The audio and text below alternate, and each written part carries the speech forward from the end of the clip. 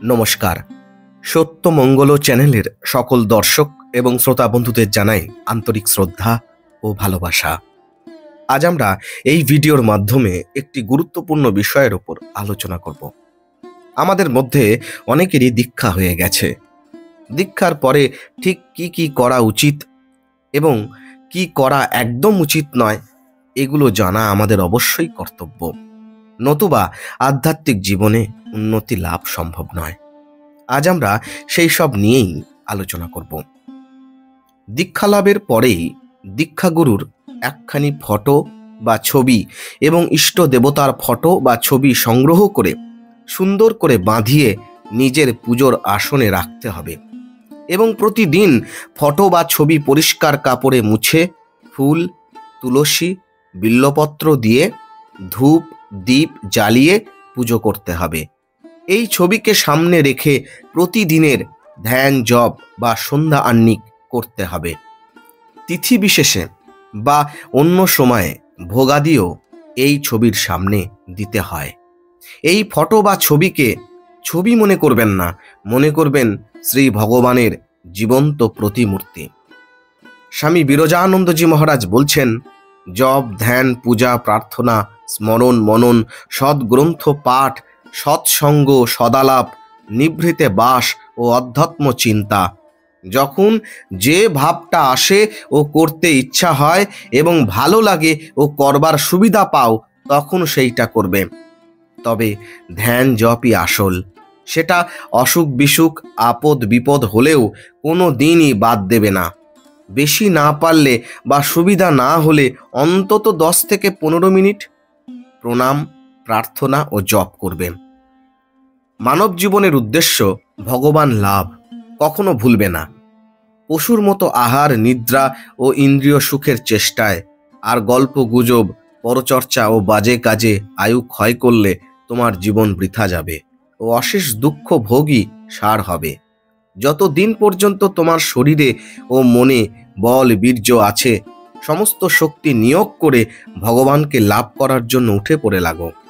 কিছুতেই চেষ্টায় ঢিলেমি করবে না। আধ্যাত্মিক জীবন লাভ করতে গেলে পুরুষকার দরকার। আমি নিজের চেষ্টায় সাধন ভজন করে ভগবান লাভ করব, এই দৃঢ় সংকল্প করে নিষ্ঠার সহিত 3 থেকে 4 বৎসর রোজ অন্তত সকাল ও সন্ধ্যায় প্রত্যেকবারে 2 ঘন্টা করে আসনে বসে জপ ধ্যান করে যাও দেখি। অনেকে দীক্ষা নেবার পর কিছুদিন খুব মন দিয়ে জপ ধ্যান করে ও বেশ আনন্দ পায়। তারপর সে ভাবটা ক্রমশ বা হঠাৎ চলে যায়, আর কিছুতেই বসতে ভালো লাগে না। হৃদয়টা যেন ফাঁকা ফাঁকা বোধ হয়। নিজেকে অবলম্বন শূন্য অসহায় বলে মনে হয়। তাতে ভয় পাবার বা নিরাশ হবার কিছু নেই। যার অন্তরে ভগবান বা ধর্ম লাভের তীব্র আকাঙ্ক্ষা জেগেছে, তার ওরকম হলে ব্যাকুলতা বাড়ে। সে কাতর হয়ে কাঁদে, কৃপা ভিক্ষা করে।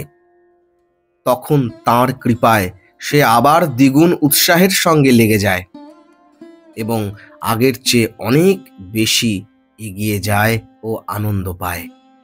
প্রতিদিন নির্দিষ্ট সময়ে 2-1 ঘন্টা জপ তপ সেরে বাকি সময়টা বিষয়কর্মে ডুবে থাকা নয়। তাতে কখনো জীবন গঠন হয় না। হাতে কাজ করো, মুখে 5 জনের সঙ্গে কাজের বিষয়ে কথাবার্তা কও, কিন্তু মন ঈশ্বরে লাগিয়ে রাখো। যেন যে আসল হচ্ছে শেষেরটি, যার জন্যে শরীর ধারণ ও আর সব কিছু। নিরভিমান, স্বার্থ ত্যাগ, নির্লিপ্ততা এবং ভগবানই একমাত্র সার ও সত্য, এই জ্ঞান হচ্ছে এর উপায়। স্বামী ব্রহ্মানন্দজি মহারাজ বলছেন, রোজ 1 অধ্যায় করে গীতা পাঠ দরকার। আমি নিজে দেখেছি, মন যখন নিচে নামে একটু গীতা পাঠ করলে সেগুলো একেবারে যেন ঝেঁটিয়ে সাফ করে দেয়। সদ্গ্রন্থ পাঠ, সৎ বিষয় আলোচনা, ঠাকুর সেবা, সাধুসঙ্গ ও জপ ধ্যান নিয়ে থাকতে হবে। কাজ করবার সময় একবার তাঁদের ঠাকুর মা স্বামীজিকে প্রণাম করবি।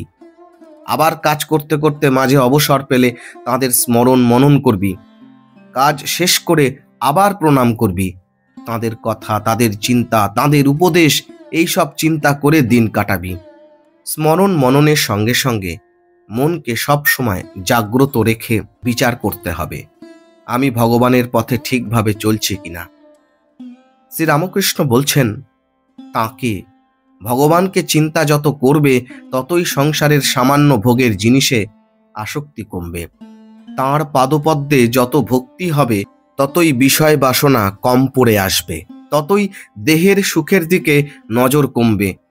পরস্ত্রীকে মাতৃবৎ বোধ হবে, নিজের স্ত্রীকে ধর্মের সহায় বন্ধু বোধ হবে। পশু ভাব চলে যাবে, দেব ভাব আসবে। সংসারে একেবারে অনাসক্ত হয়ে যাবে।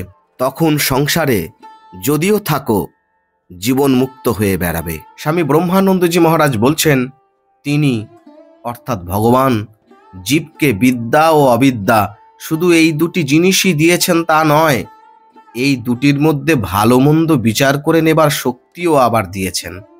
মানুষ যেটি ভালো মনে করে সেটি নেবে, ফলও সেই রকম পাবে। বিদ্যা দুরকম, বিবেক ও বৈরাগ্য। এদের আশ্রয় নিলে মানুষ ভগবানের শরণাপন্ন হয়। অবিদ্যা 6 প্রকার, কাম, ক্রোধ ইত্যাদি। এদের আশ্রয় নিলে মানুষ পশু ভাবাপন্ন হয়। বিদ্যার অনুশীলন করলে অবিদ্যার নাশ হয়, আবার অবিদ্যার অনুশীলন করলে আমি ও আমার জ্ঞান বেড়ে গিয়ে মানুষকে সংসারে বদ্ধ করে রাখে, ভগবানের কাছ থেকে অনেক দূরে নিয়ে যায়।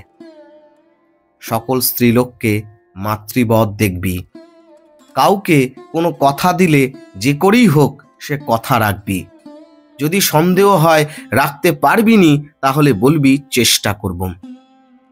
শ্রীরামকৃষ্ণ, মা শারদা ও স্বামীজির ছবিকে সর্বদা শ্রদ্ধা ভক্তি করতে হবে। ঠাকুর বলতেন, ছায়া কায়া ঘট পট সমান। মা শারদা দেবী বলেছেন, ডাকতে ডাকতে ছবিতে তাঁর আবির্ভাব হয়, স্থানটি একটি পীঠ হয়। ঠাকুর আমাকে বললেন, দেখো, এরপর ঘরে ঘরে আমার পুজো হবে, পরে দেখবে একেই সবাই মানবে। স্বামী জ্যোতিষ্বরানন্দজি মহারাজ বলছেন, আমাদের পক্ষে সাফল্য অনেকাংশে নির্ভর করে দৈনন্দিন আধ্যাত্মিক সাধনার নিয়মানুবর্তিতা ও তীব্রতার উপরে। প্রায় সময়ই এই ব্যাপারে আমরা বেশ অমনোযোগী থাকি। অবিচলিত সাধনা ছাড়া আধ্যাত্মিক জীবনে কিছু লাভ করা যায় না। আধ্যাত্মিক জীবনকে হতে হবে পরমেশ্বরের প্রতি নিবেদিত, পবিত্রতা, ত্যাগ ও একমুখীনতায় বিধৃত। এতক্ষণ আমরা জানলাম কি কি করব, এবার আমরা জানব কি একদম করব না। আমরা দেবদর্শন বা সাধু দর্শনে এলে খালি হাতে আসতে নেই, অন্তত 2-1 পয়সারও ফল, মিষ্টি বা অন্য কিছু নিয়ে আসবে, অন্তত 2টো ফুলও। এমনটাই বলছেন স্বামী বিরজানন্দজি মহারাজ। স্বামী ব্রহ্মানন্দজি মহারাজ বলছেন, আড্ডা দেওয়া সাধন ভজনের পক্ষে বড় বিঘ্নকর, মনকে বড় বিক্ষিপ্ত করে দেয়, ভগবানকে ভুলিয়ে দেয়। গুরু বা ইষ্টের নিন্দা যেখানে হয় বা যে করে, সেই স্থান এবং সেই ব্যক্তিকে সঙ্গে সঙ্গে ত্যাগ করুন। ক্ষমতা থাকলে প্রতিবাদ করুন, গুরু বা ইষ্টের নিন্দা সহ্য করবেন না।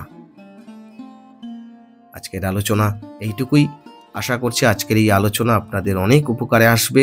আর সত্যিই যদি উপকারে আসে তাহলে প্রতিদিনের মতো ভিডিওটিতে একটি লাইক, শেয়ার, কমেন্ট ও চ্যানেলে যারা নতুন এসেছেন তারা চ্যানেলটিকে সাবস্ক্রাইব করে সত্যমঙ্গল চ্যানেলের পাশে থাকবেন।